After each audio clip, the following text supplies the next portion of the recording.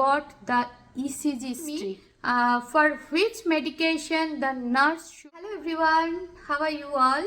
This is Shatabdi and I am from Texas, United States. So I recently passed Next Gen NCLEX on 25th April and it was my first attempt and I passed at 85 questions. So I already shared my exam review and the Pearson View Center review and my study materials.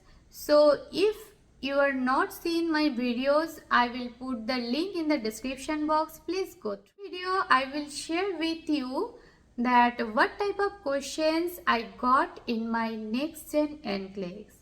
Yes, I know that you all are very excited to know that what are the questions I got. So let's start with the first question. And it was a SATA type of question, that was the select all that apply. And first of all I want to say that I got 3 case studies with the 6 items. Okay, and the case studies are regarding I think I remember that one of the case studies is on pancreatitis and another 2 I don't remember right now, but there are only 3 case studies I got and they consist of 6 items. And the items or the questions is really very easy, and I want to give you one tricks that if you read out the case study carefully, you will find the answer in between the case study. Okay, and yeah, at the left side you got the case studies in details and the right side there is the question. So you just go through the left side and read carefully each and every line and you will find the answer. It's really very easy, and I already shared that I have used the UWorld for my study resources, and I must say that UWorld is much more harder than the Next Gen NCLEX. But yes, the content is best. If you go through the content of the whole question banks of the UWorld or Archer, I heard that Archer is also good. So if you go through the question bank, you must up to date for the whole content of Next Gen NCLEX. Another, I got the ECG strip. Yes, I know you have the questions that is there any ECG strips or EKG. You may say that EKG, that is the electrocardiogram, and the question was like that the question was like that they have given a ECG strip and they asked me that there are some medication. Okay, and it's a pharmacological question. There are some medications and they asked me for which medication the nurse should question. Okay, after seeing this ECG. So, and it was so easy. Actually, I have gone through all the ECG strips and I have prepared myself I think 80 to 90% regarding the ECG. And yes, I got it and it was really very easy for me. I also want to share with you that you must go through the ECG, the fetal partograph and the uterine contraction and the fetal graph. Okay, and there are acceleration and deceleration, so you must go through that one also. And I got so many of pharmacological questions. Some of questions were totally unknown to me and I just blindly put the answer, because you don't have any way to skip any question. You must answer and then only you can proceed to next question. So I didn't have any option. But yeah, I got some of the medications that I never heard. Yes, I got evidence-based questions and I got priority-based questions. Yes. And remember, I also would like to give you a suggestion.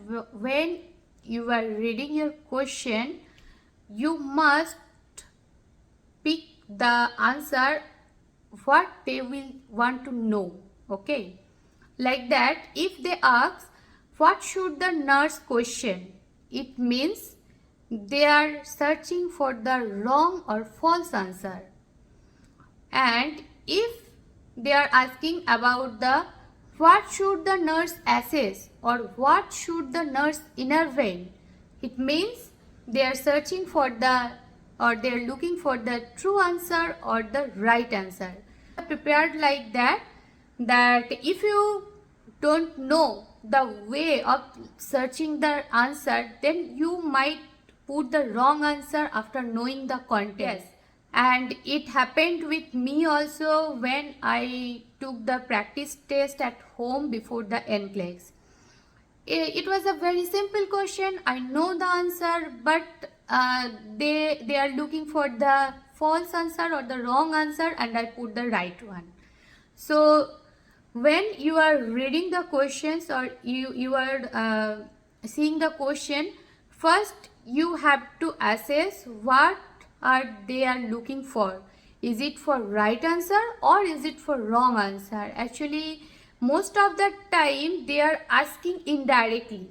Okay, so like what should the nurse, what will the nurse question, when the nurse should question, it means you have to search for any false answer or any wrong answer. So yeah, I got so many of this type of questions. And yes, there is delegation questions, and you know there are the delegation, 5 delegations of RN, LPN and UAP.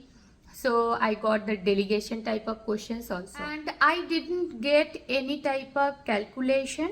Okay, though there is a calculator on the screen, but I didn't get any questions where I need to calculate. So yeah, but I took practice for that type of like infusion drop calculation or any medication calculation or any I think insulin calculation, intake output calculation, this type of. And yes, I got the insulin administration question. Like there is a very common question in the Archer and UWorld question bank, that while you are administering the insulin along with the regular insulin with the NPH, so what should you give first? Okay, should you give with a one syringe or another syringe? So always remember the term RN. Okay, R means regular insulin first and then N means NPH. So I remembered like that, that is RN. So in the one syringe you first put the regular insulin and then the NPH. So I got this type of question also. There are also another tricks to select your answer, that is Pearson view gave me a chart, okay, and where there are the marking of A, B, C, D, and they have gave me also a marker. So if you want, you could select that A, B, C, D on that board, and after that you can put to your on your monitor. But I didn't use that one. I directly put the correct answer on the screen and then proceed. But if you want, you can use that board also. Another thing which I used in the Pearson View Center, that is their headphone, and it helps to maintain the environment calm and quiet, because otherwise if you don't use that headphone, you might got the sound from the keyboard or any mouse clicking, that type of sounds may come. So I will suggest you to use that headphone. I also got so many of case study based standalone questions. Yes, and this is the main thing in Next Gen NCLEX, and where you can get the partial credit score. So there are lots of SATA type of questions in the standalone case study base. There are a long case studies in the left hand side, and there is the question where you should apply, select all that apply. So I got this type of questions, and I think I got around 15 to 20 SATA type of questions. and I think these questions will help you to get more score, as there is a partial credit score. But I didn't get any type of ABG analysis question, okay, but I heard that it's also an important part of the NCLEX preparation. And I took also the ABG analysis preparation, and I also would suggest you to must go through the ABG analysis, and in which situation what type of ABG analysis can make, you must know, and especially for the ventilator patient, okay. And it is a very common questions in the question bank. You may find that if the patient is on ventilator, if the patient is hypoventilated, then what type of ABG you can see, or if the patient will hyperventilated, then what type of ABG analysis you can find in the ABG strip or ABG reports. So this is a very common sector, but I didn't get any type of questions on my yeah, I remember that I got 3 case studies and one of them from obstetrical. Yeah, I don't remember what was the diagnosis or all, but yeah, I remember that one of those are from obstetrical, and yes, there are another 2, and those are from medical surgical. And literally I am too poor in mental health, or you can say in psychiatric nursing, and I got 2 to 3 questions from mental health, and it was really praised for me. I would like to suggest one more thing to you all, that you must take the break time. After 2 hours of the exam, you will get an option for the break time, and you must take it. It will help you to reduce your pressure and to give you more concentration. So, and I also took this, but after 2 hours I have completed 63 to 64 questions, and after that within 1 hour I have completed the next 20 questions, and more or less around 3 hours it took for the whole exam. And when I submitted the 85 number questions, my computer got shut down and it shows that your exam has ended. And after the completion of the exam, there was a survey, and I think there are 5 questions, and you have to put the answer for this survey, and then you have to submit all the process, and you have to end all the exam. So that's all. So I think this video will help you a lot to know about the real question types in Next Gen NCLEX.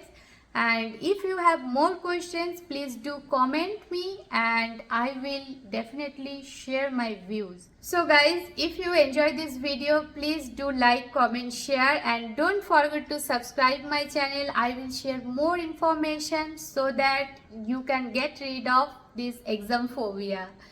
So for today, that's all, and see you soon on next video. So take care and bye bye.